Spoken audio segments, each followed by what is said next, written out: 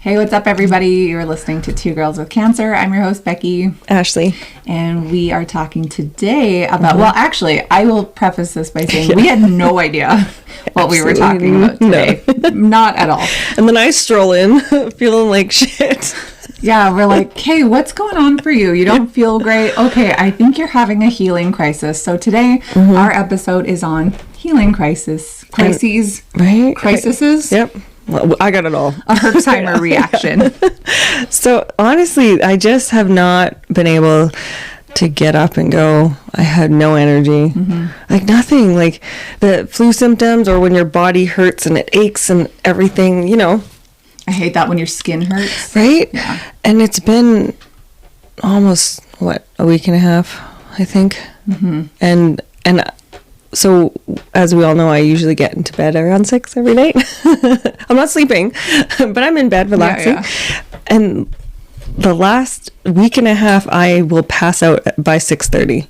And then I'm up again by 10, up for about an hour, and then I'm sleeping again. And it makes sense what you were saying, because I never heard about Herxheimer. Yeah. Herxheimer reaction. I've never heard about that until I showed up today. And then she got me to drink some bentonite clay. Yeah, we'll totally go through it. Man. So, keep in mind that for people who have gone through serious illnesses, diseases, cancer, anytime you don't feel good, it's cancer. Right? Like, that's what you thought. She came in here feeling pretty down. Dying. Yeah, pretty down. And I'm not saying I'm a doctor, nor do I know. It makes sense. But what you're explaining to me sounds very similar to what I went through when chemo finished. And one of my friends said, it sounds like you're going through Herxheimer. And I was like, what is Herxheimer? And I Googled it and I was like, nah. So anyone who's dieted or gone on, not even just a keto diet, but it's called the keto flu, when yeast die-off starts to make you feel ill. So when you are doing keto, for example, I think people get it quite often, and that's why they call it the keto flu. But you do legit feel like you're having flu. Your joints hurt, your bones hurt, you feel nauseous. You feel nauseous, you're exhausted, you have brain fog. And that's because different toxins are dying off inside of your body, and your body's like, what do I do with it? And I know that yeast die-off is really hard in your body. Yeast doesn't want to go. That's why you crave sugar, and then you eat the sugar, and then feeds it more. And then they're alive. So cutting out refined sugars, a lot of crappy sugars out of your diet is really hard on you, and this is why a lot of us fail with it. This is why a cancer patient, knowing that cancer and sugar are linked, and I can't cut it. I can't get it out of my system. It's hard. It is such a powerful addiction. And it's literally in everything.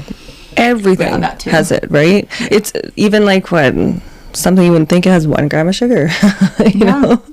But thanks to Becky, I have a new naturopath doctor.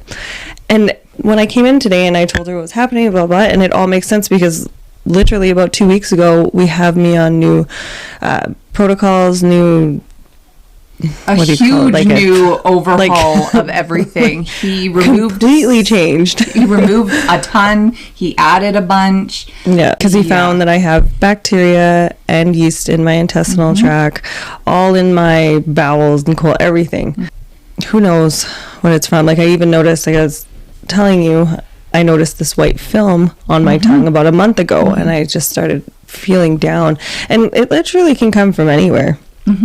And with my bowels not working properly, my stomach swelling up, it's like a feeding ground. I don't know. Oh, yeah. What do they call it, for breeding ground. Yeah. Feeding ground too, I guess. Same thing, right? We've talked about this before, because poo, if you're not expelling properly, your body's not working properly. No. This is toxic. When you eat food and it gets broken down, it's toxic. It needs to get out of your system. And you need to be regular, at least once a day. Yeah. And not even just food. Your body, when it absorbs toxins, bile is excreted, and it's absorbed because toxins are fat soluble. So it goes into the bile, and then it finds the appropriate system that it needs to get to, and then it's expelled out of your body. So whether that's sweat or pee or poo or whatever, you're getting it out of your system. So, you know, if you are not going properly, or for someone like me who doesn't drink nearly enough water and I'm not peeing nearly enough, it's like a wonder I don't have UTIs or like bladder infections. I have had under 5 in my entire life. Bladder infections? Like 2 or 3, But I've got friends who used to have them monthly. Like all the time. So I don't know how on my I think I only had a few. But you think like if you didn't drink enough water, it would be actually and dry in there. When my body was just deteriorating through the cancer, I ended up getting one, and the doctor was like, because I was like, I don't want to go on any more pills, please. He's like, just drink water. He's like, just drink liquid and it will flush it out. That's all you really need. I know, right? And then they always push the pills and stuff like that, right? So I'm like, okay. And I did. I drank a lot of liquids. I had the cranberry juice. And I mean, it probably took a little bit longer if I was, you know. Than if you were just on antibiotics. But but I didn't want them anymore. You know how many times I've been on antibiotics this year? Between you and I, we are keeping the pharmaceutical companies afloat here in Alberta. And with all the surgeries, too, between you and me. Literally. I know, and I have so many more planned to like get things back to where they need to be. Yeah. I know, right? I'm glad we don't pay for it. Anyway, another topic for another episode. So back to healing crises at Herxheimer. The Herxheimer reaction is very interesting because if you say it to your doctor, they're going to look at you. So, for example, in early November, so I had finished chemo October 16th. What is that noise? I don't know. Is Andrew blending food? I don't know what that was. That was something. So loud in the microphone. Interesting. Okay. Anyways, in October, 16th or something, I finished my 6 rounds of chemo, my really hard stuff. And we went away on vacation to treat myself. We came back and I started with my naturopath doing high dose vitamin C and I think we talked about this before. It wasn't just vitamin C, it had magnesium and acetylcysteine, which is known for detoxing as well, and it had like CoQ10 and like all kinds of stuff in there. I have pictures, I'd have to look at it to try and remember, but all kinds of stuff. And so it was to boost my immune system and to detox what I had in me. My body did not handle it well. Like, I had to get the doses adjusted a bunch of times. I was also on ozone therapy as well. And I was so sick, and I was progressively getting sicker. So I did 2 weeks of that. So I think I had 5 or 6, maybe I did 3 weeks. I can't remember. Such a blur now. Rounds of the IV? Yeah, I was going 2 times a week. So I must have had 5 or 6, before I was like, I can't do this anymore. And at $200 a pop, like, right, I couldn't afford it anymore anyway. I went in, I was so sick, and they're like, what's wrong with you? Are you okay? I said, no, I'm not okay. I feel sick. I feel like I've just hit like detox. I feel dehydrated. And then so they had asked like what my day the night before, because I had seen them the day before, what it had consisted of. So I had done a coffee enema, which is dehydrating. I sat in my sauna for the first time in months and months and months, dehydrating, and I had this IV bag, and plus I don't drink water. I was just about to say, and the water. Also that. And I remember that the first day of the 2 days back to back that I went there, she had such a hard time finding a vein, and she said, make sure you drink a ton of water tonight so that tomorrow when you come back, I don't have this problem. So I did. I drank a ton. And that was honestly like a saving grace for me, because I probably would have had to go to the hospital because I was so dehydrated from all of that. So that's what I thought it was. So I went in and they adjusted everything, and they were like, okay, like it's obviously just too hard on your system. We're going to cut back on the N-acetylcysteine because that's, you know, the detoxer, and we're going to change a few things and add, they added a lidocaine, which is like numbing cream. They're like, because I had this headache that had started. And so I thought, okay, like I trust the process, trust my naturopath, trust the nurses that work there. And it just wasn't getting better. And so the next week I came in and I was so sick, and they could tell, like I was so sick. And I came in bald, so that might have been their first indicator, because I don't really go anywhere. Not then, when I was, you know, Franklin the turtle. And so I had to have my husband come with me, because I was like, I can't drive, like I can't do this on my own.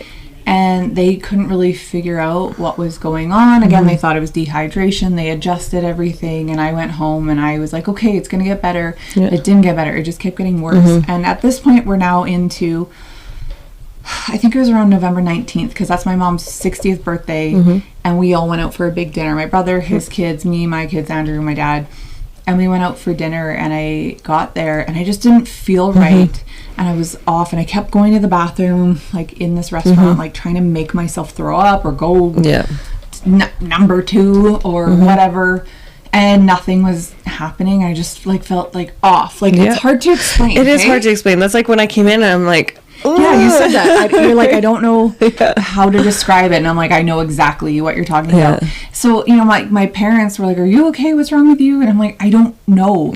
And at this point, I'd had this headache for 2 straight weeks. And it was so bad. And it was pounding. And I don't get migraines or anything like that. 2 straight weeks of this. And then also my heart. I told you last week I got a wonky heart. It was just doing some weird stuff as well. And so, like, when your heart starts to pound weird, like, you feel unwell in general. And so I had been reading on everything, and of course I was pretty convinced, like, the cancer has spread to the brain, because that's a normal metastasis spot. Remember that? It's a normal metastasis spot from breast to brain. And because of the Herceptin drug that I was on, heart failure is another possibility. And I thought I had both. And I had to leave my mom's 60th birthday with all the family. I was, like, in tears, and I was like, I gotta go. And Andrew drove me to the Misericordia Hospital, and I waited there. And in the waiting room, I kid you not, this was the first time in 2 weeks that my headache started to go away. In the waiting room. And then I'm like, why am I even here? And my heart stopped doing that weird thing. Because maybe your body was like, oh, we're going to get help. That's what Andrew said. Like, maybe you feel safe. Yeah. And I'm like, yeah, maybe. And so they finally got me in. They did a bunch of tests. They gave me a CT scan. And I remember just being so tired. And at this point, it's like 1 a.m. And the doctor coming back. And he was like, your CT was clear. And I was like, oh, thank you, Jesus. Like, I legitimately thought that it had gone to my brain. And he booked me in for an MRI just to be safe. But I didn't get that till, like, months later. Yeah, I was, like, so concerned. And I said to one of the nurses, do you think it's a Herxheimer? Because my friend had suggested that a couple days earlier, and she's like, I have no idea what that is. So then I suggested it to the doctor. Could I be having a Herxheimer reaction? He had no idea what I was talking about. And so I thought, okay, well, I'm a crazy person. It's like when I was in the ER and I told them I did coffee enemas, and they all looked at me like I'm a psychopath. Like, when I was explaining this to even my doctor, she's like, yeah, exactly. This is very frustrating. Like, I don't feel well. It's frustrating when you know that something's wrong and nobody understands it. And it's so funny, because the next time I saw Dr. Lana after that, this is our live blood analysis lady, she was like, oh, you were having a healing crisis. And I was like, what's that? She's like, a Herxheimer. And I was like, okay, yes. Like, this is a real thing. And she explained, like, everything to me that I was feeling, and I was like, yes, okay, somebody knows it. And then I told my naturopath this the next time I talked to him, and he's like, yeah, that's for sure what it was. So my friend had said, look into a Herxheimer reaction and see if it lines up for you. And of course it did. The symptoms really did. And she said, you're going to want to take a binder. So I'll get into that after, but I wanted to just read about what Herxheimer was here. I've written it down. I'm, like, very last minute prepared, since we just decided what we were doing. So basically, a Herx is when there's a greater prevalence of endotoxins in your body, and they're released when harmful microorganisms and bacteria are destroyed or die off. And that makes so much sense. Ashley, on a new protocol, and the old protocol's taken out of her system, she's kind of putting her body into shock. This bacteria in your gut is probably like, well, and literally, like I was saying to you earlier, I was watching our last video, and I was like, our last episode, I was completely out of it. And that's when it was kind of all starting. You know, it was already a week prior to that of being on the protocol, and my body's just done. And it has to be dying off. You know, the yeast is dying off, the bacteria is dying off, the toxins are leaving my body, and it literally took the light. It still is. You know, so it's saying that as harmful or damaging bacteria is destroyed, they release previously contained endotoxins into your bloodstream. So that's like a perfect example with chemo. And when I had it, chemo is so hard on the body. It's so toxic, right? It's poison. But your body does a really great job of absorbing it, whether it encapsulates it in your lymph nodes or, the bile grabs it and spits it out. Yeah. So if it's in your body not hurting you, that's great. But once you disturb it, it's going to spit it back out again. And that's why you're feeling it over again. Like it honestly kind of did feel like I was going through chemo again, or worse. Like I said, I thought it was brain cancer. Like, because it hurts so bad. Like I didn't get really bad. Well, I did get headaches for a few days on chemo, like the first few 3-4 days, but then I'd be good for 2.5 weeks. But this was a consistent 2 weeks of a migraine, and I was like, there is no way that like I'm doing this again. Like I can't go through this again. So it makes sense. It completely does. Yeah. Yeah.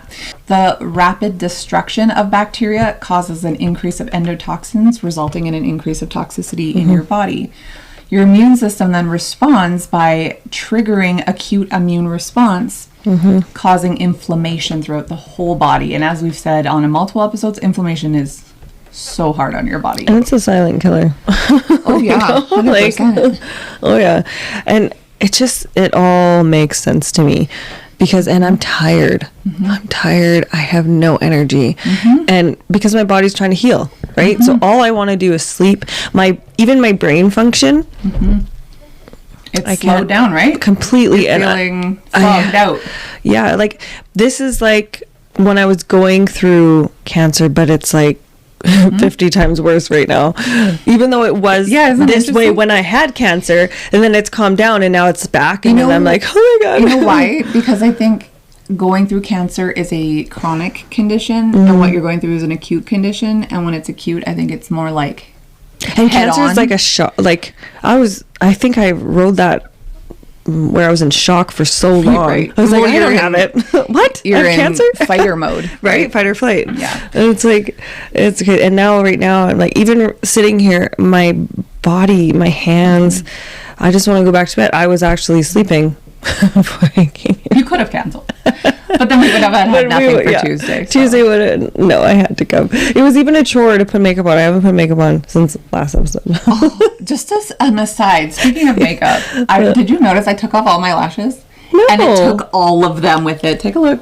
I have nothing left. I had to put on makeup because that's why I'm wearing glasses today. Okay. It's not that I need them to see. I need them to cover up my bald chicken face. Good. Girl. If I didn't notice. I decided that I was over the lashes. I said last episode, I don't like how they feel, and I just kept picking at them, trying to get loose ones off. I took them off yesterday, and I was like, what have I done? I have these like little eyes. Like this morning when I was doing the Going On Daily podcast, the one that I host, and it's 7 a.m. It's too early for me to be doing anything, but I'm looking at myself, and my eyes are like these 2 little dots in my face. That's what my face looked like right there. Look in the camera. That's what I'm like. That's what I look like. You think you do. I still think you look pretty. Well, I put makeup on and I put on clothes and I changed my hair and whatever else. She wanted me to go all full Karen today. She looked full great when I came in the house as Karen. I was messing with it today because the wig hair gets a little wild, so I had taken off my wig and it was everywhere. But anyway, we were talking Herxheimer. It was saying that it's a worsening of current symptoms or the development of new symptoms, which is crazy because you're thinking, no, I'm healing, I'm getting better, I'm doing something. So it was saying in everything that I was reading, and again, when I was sick, continue on the protocol, even though it's hard and it's scary and it's like, I don't want to feel like this anymore. It's usually a sign that it's actually working when you're feeling like that. So, and it was also saying it can last a week up to multiple months, depending on what you're going through. Lyme disease, I guess, is one of those ones that can last for a really long time when you're in a healing crisis. I don't know where cancer falls. I guess every individual is different because our bodies are different. We've absorbed so many different toxins in that time. But some of the common symptoms that can develop or even worsen due to Herxheimer reaction. I think. Pretty much all of them for Ashley. And I went through the same thing. Bloating, brain fog, chills, cold sweats, constipation, cramps, diarrhea, fatigue, fever, headaches, irritability, joint pain, lethargy, being tired, muscle pain, nausea, skin irritation, sore throat. So that's a lot. And pretty much, except for a sore throat, I think. I could see that too, though, because when you feel run down and you just feel like you're getting sick, I think that's probably something very similar. Well, that's like how I felt when I was here, like the flu symptoms, you know, and it makes sense. Yeah, it says that these symptoms can develop within hours of having a treatment up to a couple weeks after. I mean, it really just depends. It says depending on where the bacteria was in your body, it could take much longer to develop, which is so interesting. Mine was within a few days. It was just like, and then it hit me. Like, I got hit by a bus. Yeah, and then add the grounding sheets into it, right? I had to stop that. It was when I woke up, I was just, 2 days ago, I'm like, can't. Like, did a bus hit me? Yeah, I was like, did I even sleep? Like, what's going on? And then I was like, I can't do this. I'm like, I had to turn off my grounding sheets. I'm like, I can't do this right now. So I'm like, I don't know. For like the average person who, you know, isn't detoxing, isn't going through something, the grounding sheets are going to work really nicely for you. But if you are going through a detox, I think it's just too much at one time. It really is.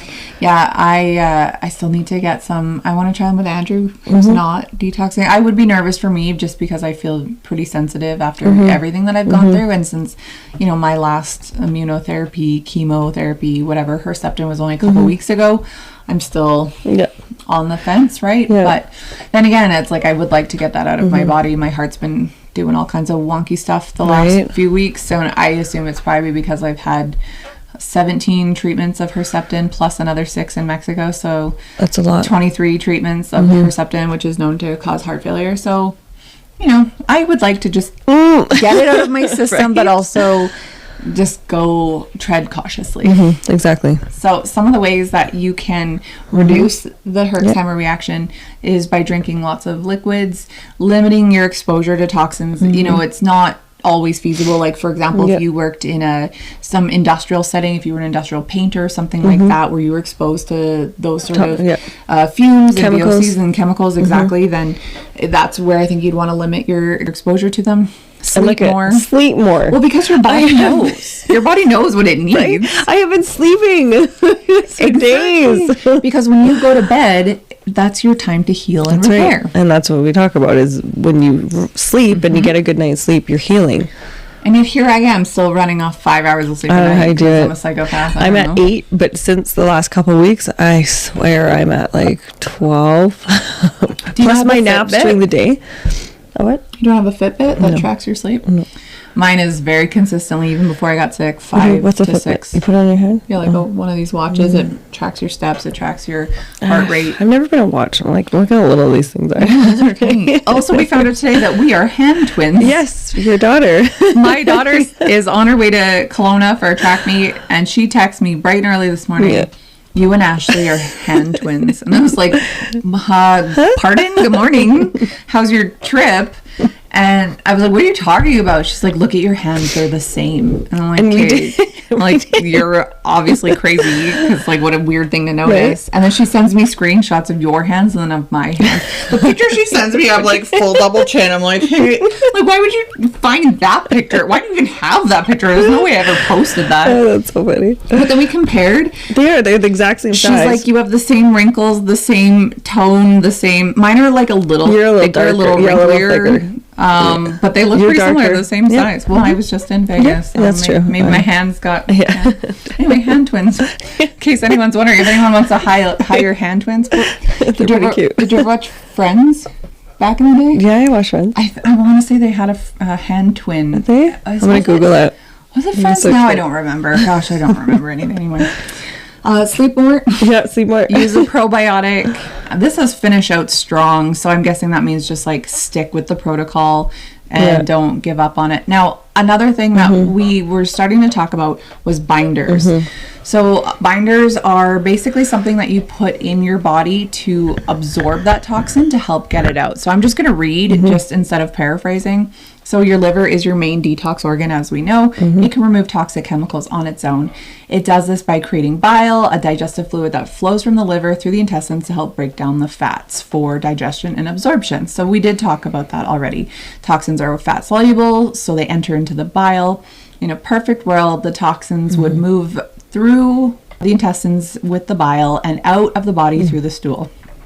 Unfortunately, your gut lining is made of delicate tissue with veins and nerves that can pick up these toxins and recirculate them, which is exactly what we're talking about. And this comes from a website called Imminence Health.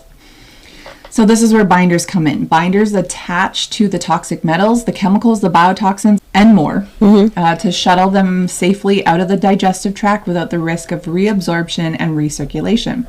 Binders also reduce stress on other elimination and detox organs and help prevent Herxheimer's and Brax inflammatory. What did I say? Brax? I heard it.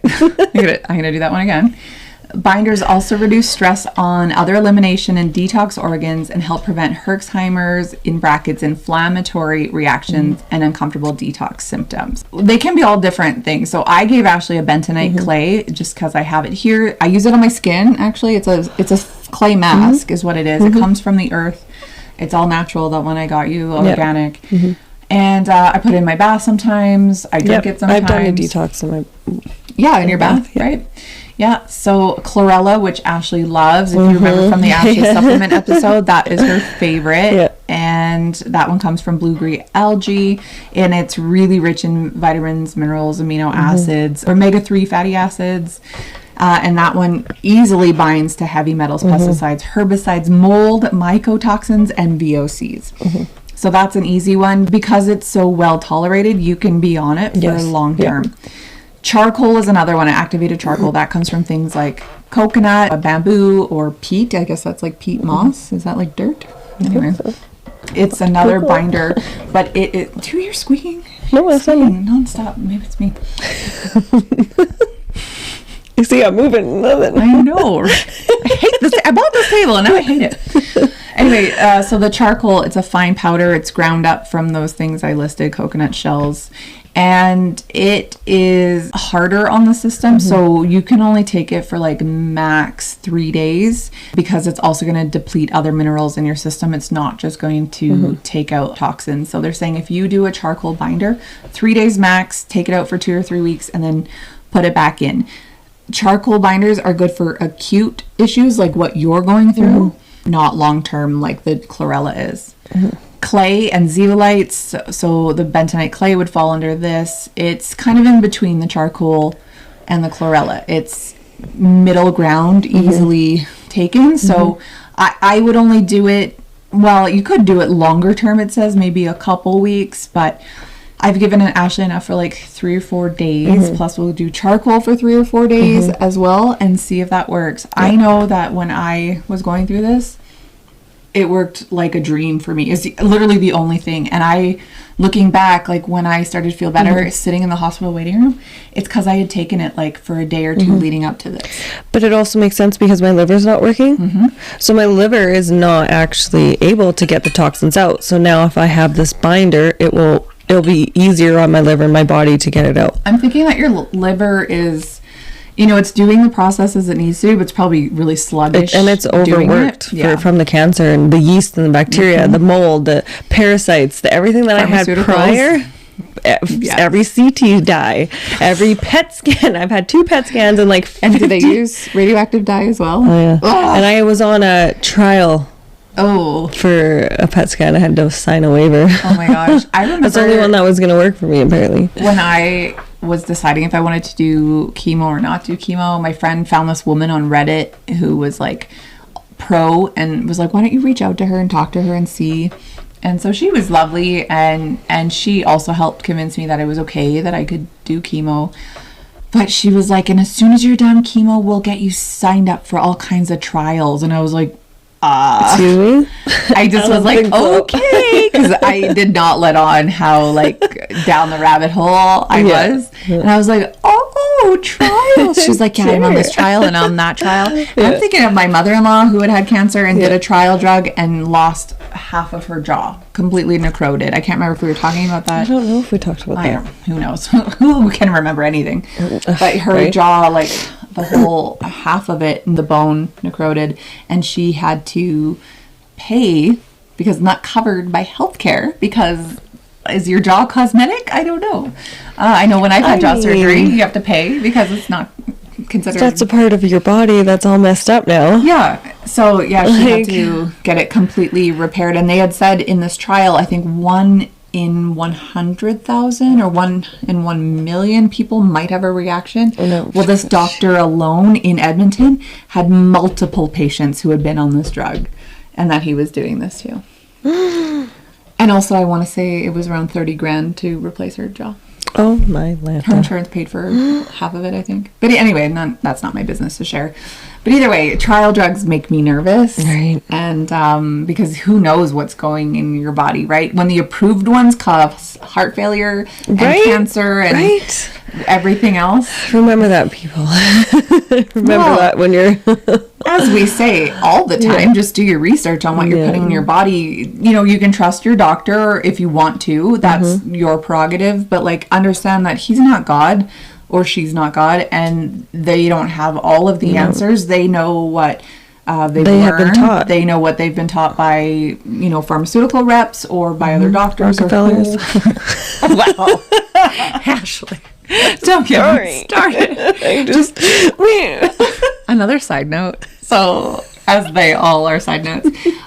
So, I do another... I went down that rabbit hole. Well, I love those rabbit holes. Right. Dave, who came by to pick up his old mixer, him and I love the conspiracies. He thanks us for the shout out. We talked about the devil's cord. Remember that noise? He was thankful that we brought that up, and he told me the actual name of it. Right. And thank you, Dave, for letting us borrow to start it out. Yeah. But on this other podcast that I host, I like to do, like, not pop culture, but just like a culture topic, a health topic, and a conspiracy topic, because I got to do 3 every time. And so today it was on Taylor Swift and this, like, insane popularity that's, like, out of nowhere. And I'm like, well, the internet thinks she's a clone of the so-and-so from the Church of Satan. She's not my biggest fan. I mean, I'm not her biggest fan. Like, that, she was your biggest fan. That'd be pretty awesome. I wish. Come on, Taylor. Start watching her shit. I think her music is just fine. It's catchy, and that's about how I feel. I don't listen to it. I can't stand it. Oh, really? It's not my thing. Everyone has their own thing. Right. Sorry for you Swifties, or what are they called? They'll come Swifties. They will come for you. They will burn you at the stake, okay? Well, I've already almost experienced that, so whatever. Yeah, what could possibly be worse than what we just went through? Right. I mean, everyone has their own things. When I went through my sickness, I've been a country girl, and I love it. Oh, okay. Interesting. Country music. I mean, it was soothing for my soul. I mean, I don't know. When I'm newly in love, I love country music. Cute. And when I'm newly broken up, I hate country music. I guess because it seems like the few, not including my husband, because he's like the ultimate love of my life, but like the times that I've thought I've been with the loves of my life, they've loved country music. Right? Oh, really? Oh, yeah. There's 2, maybe not the loves of my life, but 2 that I really liked or really cared about at the time. They both really loved country music, and so they would, you know, probably really good for you. You know what? This is terrible. No, I'm going to tell you this off. Okay. No, this is a terrible story. I will tell you that off. But anyway, I like country music, like a 7 out of 10. That's how I feel about country music. I like pop music. I like classic rock. I really like classic rock. I like Christian music. I like classical music. I mean, I don't mind it all. Just what I've been my go-to. Yeah. I don't love rap unless it's like the Chronic 2001 Dr. Dre. I can't get into the Taylor one. Have you been... So funny. That's fine. I can't either. Have you guys seen where she pulls her snots? And like, no. Last week. It's so gross. No. Yeah. So, oh god. That's disgusting. I mean, it happens. We're human. We all have snot. We're human, but to watch it, Taylor Swift, you're perfect. You don't snot in public. Yeah, but then you think about how these celebrities, they poo. And they've got cellulite, they've got nose hair, and they've got everything else because they're just human. Right? Yeah. It's funny to think about. It is. One thing about her, this is not a Taylor Swift episode, but somehow here we are. There was this video I saw this week, and she was on stage in her concert, and she was like, F F the patriarchy, F the patriarchy, and like the whole crowd. And like, keep in mind, there's a diverse range of people who go to her shows, but a lot of them are children. I know. My 11-year-old loves Taylor Swift. And you're teaching them F the patriarchy, even if there is maybe something inherently wrong with the patriarchy, or you hate how America or North America was founded, whatever. These are not topics for children. No. Yeah. Come on, let our kids be kids and let them go play in the dirt. And we've immediately cut out half of our audience. Do you want to hear what Andrew did to me yesterday? Yes. So please. I quite often have no clothes on at home. Why? They're cumbersome, and I don't like how they feel. And probably because I've gained so much weight, nothing feels good. Well, and when your skin burns and hurts, like, why do you want to put something on it? Yeah, like a bra, I hate it. And I have to because I need to put a fake boob in there, but like it hurts so bad in my incisions. So anyway, I was laying in my bed yesterday. I was so tired. I was just chilling with no pants on. And my kids have grown up seeing this, so yeah, it's probably weird that my 13 and 11-year-olds see me with no pants, but like, I just don't. But they're also girls. They're girls, right? I think it'd be a boy, it'd be different. Oh, yeah, 100%. And they're always like, Mom, put pants on. My one is always like, ew, your booty hole. And I'm like, shut up, you can't even see it. Or your cooch and your booty hole, that's what she always says. I'm like, shut up, get out of here. Anyways, I'm laying on the couch, or on the bed yesterday. I have my legs closed. I'm pretty sure I have like a little blanket over top as well. And London is talking to me, or was it Eden? Now I don't remember. One of my kids was talking to me. And Andrew walks in, grabs my one leg, and just pulls it to the side. So just... and I see my kid's face like... I'm like, what did you do? And he's laughing. He thinks it's so funny. Ever. Yeah. So, I mean, in that situation, like my kid had to... see and hear things that she did not want to hear about, but like, at least, I don't know, I'm not telling her about Andrew's and my sex life. Anyway, we'll have to stop talking about that. Maybe I edit it all out. I don't know. Maybe we'll just leave it. I have nothing against Taylor Swift. I don't know why I said it. It's just not my thing. Yeah, it's not my thing either. My boyfriend's handsome. Oh, he's a babe. Yeah, I agree with you there. But he's also the face of Pfizer. What? Did you not know? Oh, okay, we gotta stop this episode. I can't do it. I know. Yeah, this could go on forever. Do we just have a conspiracy episode? People here for the cancer, but stay for the conspiracy. Maybe. Maybe. I don't know. Like, everything is so connected to me. Like, everything is like, it comes from the top and it trickles down and it is all interweaved into each other. Wow, I did not know that. Well, he's not as handsome as I thought he was. I'm just kidding. He's handsome, but he is a huge pussy. We might have to edit this one. We're not. No. If we're going to keep stuff in, we're keeping it all in, okay? This is authentic, and this is who Ashley and I actually are. Yeah. So, a healing crisis. Hey, at least we didn't talk about our bowel movements this time. Not really. Personally, like other people. We've said it. We've said we did, but we multiple times. But we weren't like... Anyways... I don't know, on that note. I love us sometimes. So, takeaways of today's topic. If you feel like you are getting worse when you should be getting better and you're on protocols, it's probably a healing crisis. Your doctor, unless he is down the holistic rabbit holes, is probably not going to know what a healing crisis or a Herxheimer reaction is, or Herxing. He's probably going to look at you like you're crazy, which, I mean, it's just like... But it's not even like necessarily you need science for this. Like, it's common sense. It is. It really, as soon as you said it and you explained it to me, I was like, that's it. That's it. Like, you don't need to have degrees and doctorates to understand that, like, when your body goes through some stuff, if it's not spitting it out properly, it's going to reabsorb. Like, it makes perfect sense. Oh, it does. But, yeah, so if you're feeling that way... now. Yeah, it's just because it's a super old table. Maybe it's the chairs. Anyway, whatever.